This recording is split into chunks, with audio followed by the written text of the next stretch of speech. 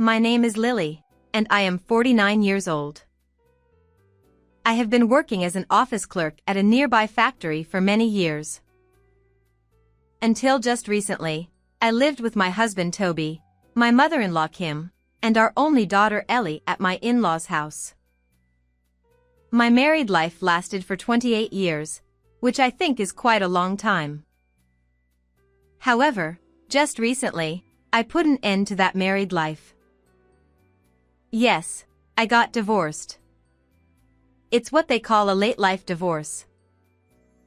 Some people around me were surprised, while others said it couldn't be helped. My married life began when I was 20 years old and had an arranged meeting with my husband. At that time, I had graduated from a local commercial high school and was working as a clerical assistant at the factory where I still work today. It was my father's friend who brought up the idea of the arranged meeting with my husband-to-be.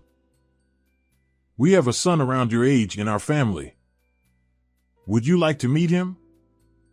He works as a civil servant at the city hall. My mother supported the idea, saying, "A civil servant for a husband? That's a great opportunity for you. Please consider it." My then-husband gave off the impression of being serious and somewhat nervous. "Nice to meet you. I'm Toby." During our first encounter, he seemed quite tense and didn't initiate much conversation.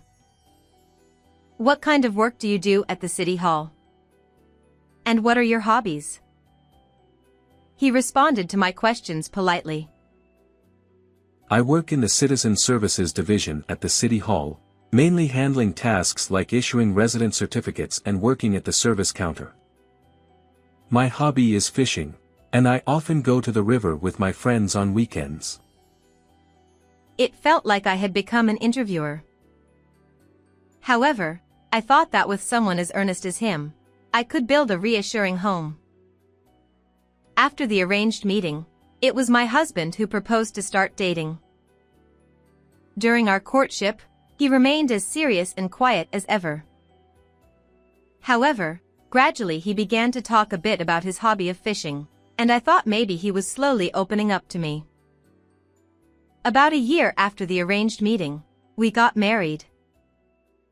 Since he was an only child, I moved into my in-laws' house right after the wedding. At the arranged meeting, my mother-in-law remained silent, showing little interest and simply observing quietly, seemingly overshadowed by my father's friend. And because we hardly had any chances to meet during our courtship, I didn't know much about her. I assumed she might be as earnest as my husband. But that was a big mistake. My mother-in-law turned out to be a person full of problems. On the day I moved into my in-laws' house, my mother-in-law confronted me directly. "Now that you're married into this family, you must serve both me, your mother-in-law, and your husband, Toby, diligently. Backtalk will not be tolerated," she said. I was taken aback by her sudden arrogance, but I replied in confusion. "I may be inexperienced, but please treat me kindly." And then, from the next morning, my life changed completely. I was awakened at 4 a.m. to clean the house, prepare breakfast, and make my husband's lunch. Of course, I wasn't allowed to sit and eat breakfast. My mother-in-law said, "A daughter-in-law should eat standing up in the kitchen." So, I stood in a corner of the kitchen and ate my breakfast. Naturally, I was responsible for all the cleaning up as well. What surprised me was that my mother-in-law was helping my husband with his morning preparations entirely. She would wake him up, bring a basin of water to his bedside, and say, "Wash your face with this and wake up." Furthermore, she would also choose and dress him in his outfit for the day. Watching my husband, dressed in the clothes she had picked out, my mother-in-law would smile with satisfaction, and my husband had a look on his face as if to say it was only natural. In addition, when I saw my husband being helped into his shoes before leaving for work, I was left speechless. I couldn't help but wonder if it was necessary for her to go that far. However, my mother-in-law, with hostility plain to see, said, I'll take care of my child. So stay away. My husband seemed to think it was only natural for his mother to take care of him. He didn't utter a word of thanks to his mother, making me wonder if he had no gratitude towards his own mother. But more than that, my mother-in-law's actions were shocking, and I realized that the future ahead would not be bright. Besides, my husband showed little interest in me. While his busy job played a role, he prioritized his hobbies on weekends. Let's go shopping together sometime, I would suggest, but he would respond, I'd rather go fishing, so go by yourself. Even when I persisted, saying, I want to go with you, he would coldly brush me off, saying, There's no need for that. The only occasions he would accompany me were those where it would be awkward if we didn't attend together, such as family gatherings or weddings and funerals of relatives or friends. I asked him, Why did you marry me? Relatives around me were saying you're getting to that age where you should get married. But I didn't want to bother finding a partner myself, and a marriage proposal came along, so I married you. He said such things outright. What's that supposed to mean? You didn't like me? Not particularly. I neither like nor dislike you. Those words shattered me, and I broke down in tears. I was devastated by my husband's words. My hardships continued further. While my mother-in-law treated my husband with great care, she was extremely harsh towards me. You're such a useless wife. No matter what you do. It became her constant refrain. Once, when I came home late due to overtime and quickly made dinner using curry mix, my mother-in-law said, I won't let my child eat such lazy cooking. And threw it away in the trash. There wasn't a day without complaints about the taste of the dishes being too strong or too weak. Even my husband's lunchbox was only allowed to contain the side dishes made that day. All the prepared side dishes for storage were thrown away. My mother-in-law found fault with every aspect of cleaning and laundry as well. She ordered me to polish the entrance floor every day, and just after I had finished, she would stomp on it with her dirty muddy shoes, saying, It's still dirty. When I did the laundry, she would complain, The scent of this fabric softener is distasteful. Wash it again because it smells bad. And she made me redo the laundry that I had just hung up. That alone would have been bearable since it stayed within our home. However, my mother-in-law had a bad habit. It was compulsive lying. She would spread lies about me to neighbors and relatives. Lies like I was neglecting household chores, mistreating my husband, or bullying my mother-in-law every day. She would tell these lies as if they were true, sometimes shedding tears, saying, My daughter-in-law. So everyone believed them wholeheartedly. You should be more respectful to your mother-in-law. She's the one who raised your husband, after all. How many times did I hear such things from neighbors and relatives? As I was contemplating divorce, I found out I was pregnant. I thought that once the child was born, my husband would change. Even if he didn't care about me, he would surely dote on his own child. And perhaps, through the grandchild, my relationship with my mother-in-law could improve. At that time, that's what I hoped for, but it turned out to be a huge mistake. They had both hoped for a boy. During childbirth, they were present at the hospital. But when they heard the gender of the newborn, they quickly left without even looking at the child's face. What? A girl. I still remember my husband's words as if it were yesterday. A girl. My mother-in-law also sighed with a disappointed expression on her face. I named our daughter Ellie, a name I had chosen. They had only considered names for boys.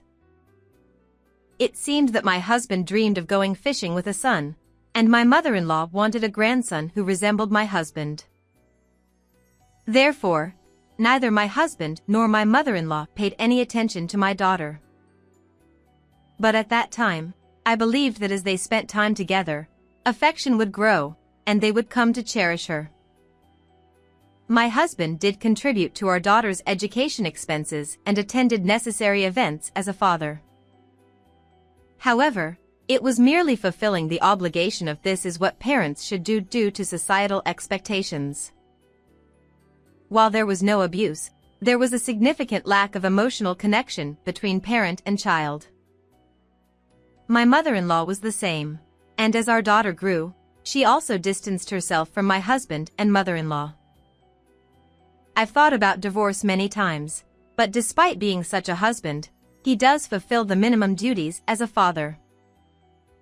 Perhaps having a father around might be better for handling unforeseen circumstances in the future, something I, as a mother, might not be able to handle alone. Plus, he earns more than I do. Thinking about the future expenses for our daughter, I couldn't easily go through with a divorce. When my daughter reached high school age, she seemed to sense my situation. It's okay to divorce, Dad. I'll get a part-time job, she said. But even if I wanted to divorce and return to my parents' home, they had already passed away, and I only had my brother and his wife, so I would just be a burden if I went back. I struggled every day, juggling household chores, work, and taking care of my daughter. However, the event that finally put an end to that life happened when my daughter became an adult and started working. It all started with my mother-in-law's hospitalization. On a bitterly cold winter day, she went out for her usual early morning walk and slipped on the frozen road, falling down. Unable to move, she was found by a newspaper delivery person who called for emergency assistance. Both my husband and I took urgent leave from work and rushed to the hospital.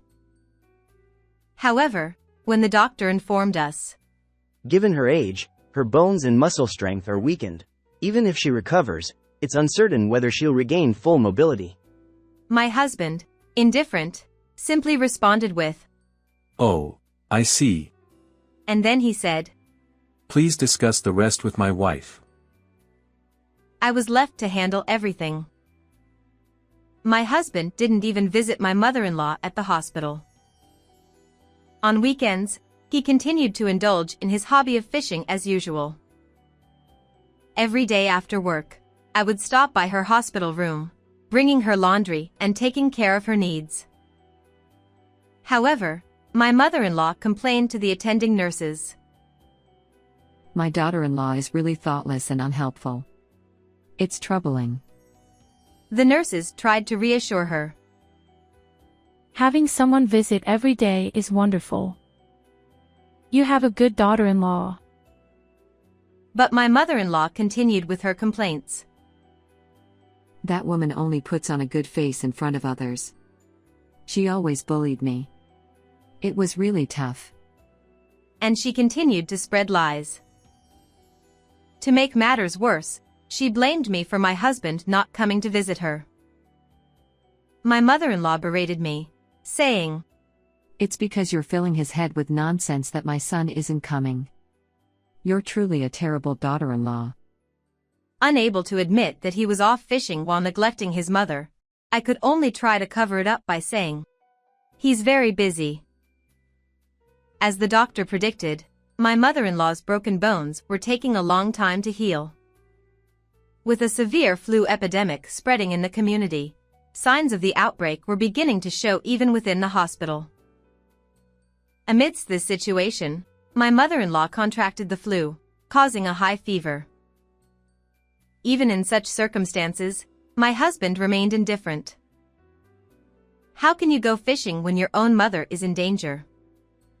Show some concern for your mother. I admonished him. But my husband replied, I told you to handle it. And continued going fishing. I couldn't help but deeply despise him for his heartlessness, despite how well my mother-in-law had treated him. And then, an incident occurred that made me completely fed up with my husband. On a weekend morning, as my husband was once again preparing to go fishing, I caught him at the front door and said firmly, "Today, you're absolutely going to visit your mother.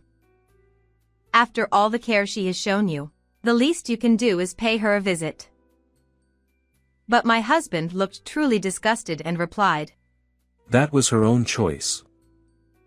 I never asked her to do anything for me. I was speechless at his words. I couldn't believe it. Ignoring my stunned silence, my husband continued, My fishing buddies are waiting for me. I won't be back until the day after tomorrow. And walked out the door. Watching him leave, my daughter muttered with genuine disgust, Dad, that's just too much. That night, I received a call from the hospital informing me that my mother-in-law's condition had deteriorated critically. I rushed to the hospital immediately.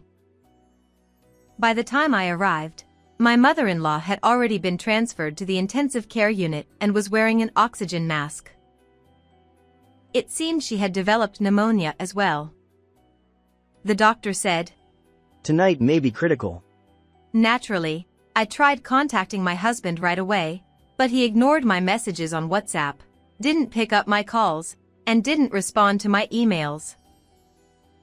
I felt deeply disgusted with my husband and questioned why I should continue running around for my mother-in-law, who had treated me so poorly. Why should I be the one to be by her side in her final moments? Shouldn't that be the duty of her own son, my husband? After all, I hadn't received any kindness from my mother-in-law. Despite his mother being critically ill, my husband prioritizes his own leisure activities. Why should I exhaust myself for people like them? I've had enough. Those thoughts crossed my mind. Well then, I'll excuse myself.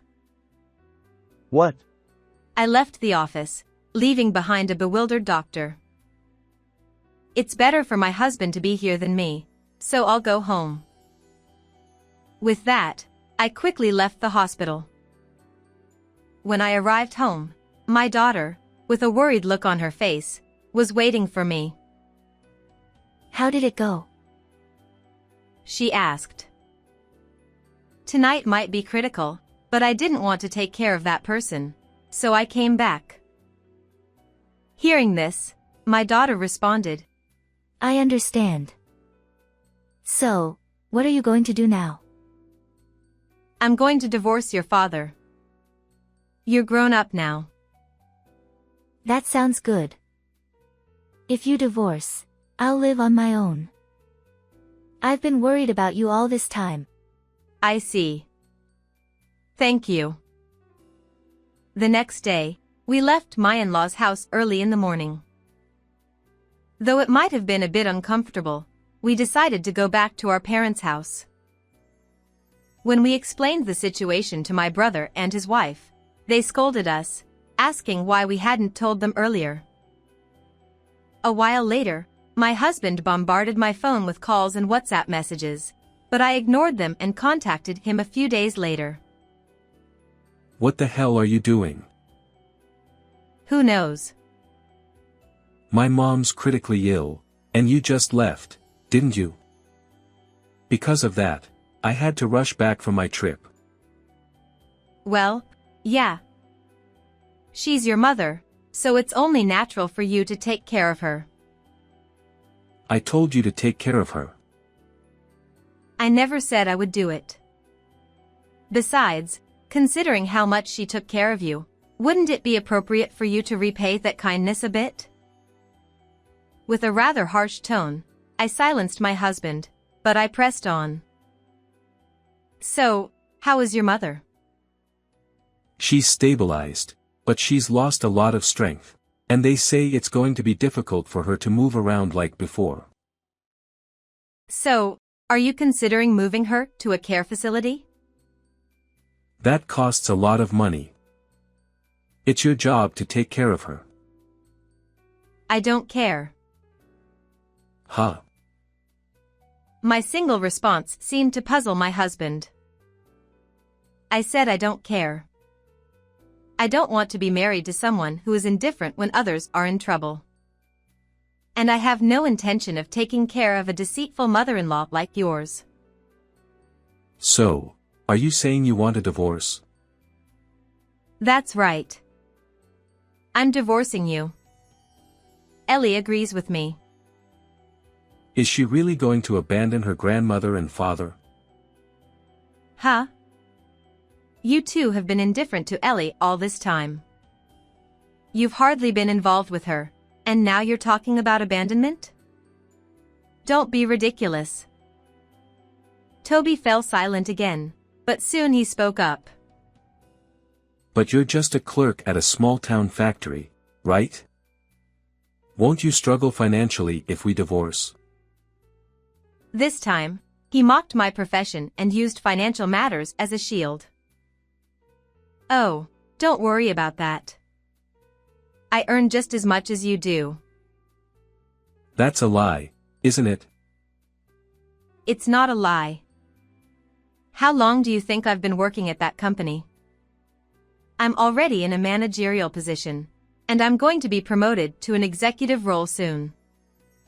So, I won't have any financial problems, especially now that Ellie is an adult. I worked at that factory ever since I graduated, juggling household chores and childcare. There were many times when I wanted to quit due to the physical strain, but I couldn't afford to lose my job as it would mean losing income, and I had to consider the worst-case scenario. So, I worked desperately. After over a decade, the company grew from a small local factory to one of the largest in the region, and I found myself promoted to a managerial position. Eventually, I even reached the position of a board member. It's no wonder that my indifferent husband didn't know about it. His only concern was fishing. I've already decided to divorce you, so from now on, let's communicate through lawyers. Wait a minute, aren't we a married couple? Let's talk it over. I'm not waiting. After this incident, I've come to realize that you're a selfish person who only thinks about yourself. So, goodbye. I cut off the call despite Toby's attempts to stop me. Afterwards, I proceeded with the divorce through my lawyer. My husband objected to the divorce, saying, Divorce would tarnish my reputation. Besides, my mother needs care. However, since I insisted firmly on getting divorced, he reluctantly signed the divorce papers. Of course, I received adequate compensation and asset distribution. It seems that my ex-husband is ultimately taking care of my former mother-in-law at home. He apparently wanted to place her in a care facility, but she refused and insisted on being cared for by her son at home. However, given his previous indifference towards others, he is unlikely to be capable of the meticulous care required for caregiving, and my former mother-in-law is reportedly being treated roughly by him, leading to a deterioration in their relationship. I heard that there is constant tension and battles between them every day. Just the other day, as I passed by their house, I heard them arguing loudly, and when I asked the neighbors what was going on, they chuckled and said that today was still relatively calm, as they often have intense fights until late at night. My daughter Ellie has started living on her own, and I have also rented an apartment near my workplace. Since pets are allowed in that apartment, I recently started keeping a turtle. Watching the relaxed demeanor of the turtle, I feel like the hectic pace of my life has somehow slowed down. I want to start using my time for myself from now on. With that in mind, I am spending today energetically as well.